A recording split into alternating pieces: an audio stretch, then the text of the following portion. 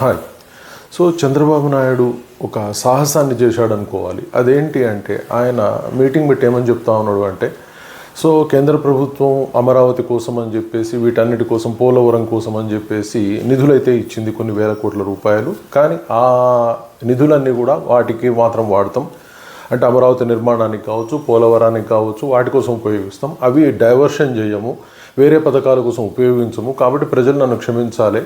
So ఓవరాల్గా నేను ఇప్పుడు తల్లికి వందనం పథకం ఇప్పుడు ఇంప్లిమెంట్ చేయలేను, అలాగే రైతు భరోసా కూడా నేను ఇప్పుడు ఇంప్లిమెంట్ చేయలేను. సో కొంతకాలం తర్వాత నేను నిధులు సమకూర్చుకొని లేదా అప్పులు తెచ్చైనా సరే మీకు ఈ పథకాలు ఇంప్లిమెంట్ చేస్తాను నేను. సో తాత్కాలికంగా నేను ఇది ఇంప్లిమెంట్ చేయలేను, ఎందుకంటే రాష్ట్రాభివృద్ధి జరగాల్సింది. అలాగే 9.5 లక్షల కోట్ల రూపాయలకు మేము అప్పు కడతా ఉన్నాం, వడ్డీ కడతా ఉన్నాం.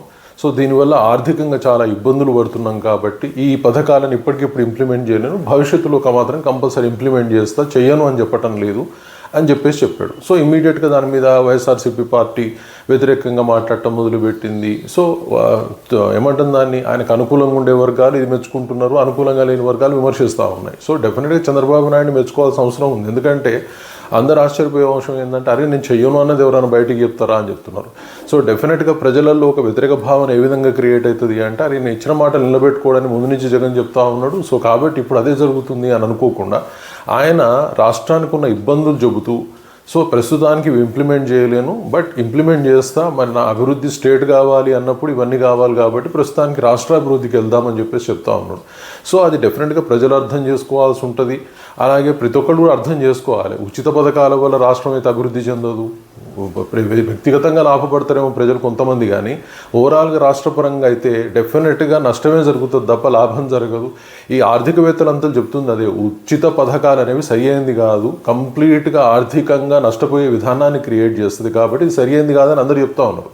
సో డెఫినెట్గా కాకపోతే ప్రభుత్వాలు ఎలక్షన్లో గెలవడానికి ఉచిత పథకాలను ప్రవేశపెడతా ఉన్నాయి, అవి ఇవ్వడానికి ప్రజల్ని మభ్యపెడతా ఉన్నాయి. సో ఓవరాల్గా ఏంటంటే అది చంద్రబాబు నాయుడుకి స్పష్టంగా తెలుసు, కానీ తప్పనిసరి పరిస్థితులను హామీలు ఇచ్చిండు. బట్ ఇప్పటికిప్పుడు ఒకవేళ నిలబెడితే మాత్రం నిజంగా ఆయన చెప్పినట్టే రాష్ట్రానికి నష్టం, కాబట్టి ఆయన తాత్కాలికంగా వాయిదా వేస్తానని అన్న తప్పేం లేదు. ఒకవేళ ఇంప్లిమెంట్ చేయకపోయినా కూడా పెద్ద దాన్ని ఆయన విమర్శించే ప్రజలు కూడా ఎవరు ఉండరు, ఎందుకంటే అభివృద్ధిని చూసుకునే ప్రజలు తాత్కాలికమైన వచ్చే లాభాన్ని మాత్రం చూసుకోరు, ఎందుకంటే ప్రజలకు ఆ మాత్రం విజ్ఞత లేదు అనుకోకూడదు. సో ప్రతిపక్ష పార్టీలు విమర్శిస్తూ ఉంటే తప్పేం లేదు. కాకపోతే చంద్రబాబు నాయుడు సరియైన విధానాన్ని ఎంచుకున్నాడు, డెఫినెట్గా అది వెల్కమ్ చేయదగ్గ అంశం. Thank you very much.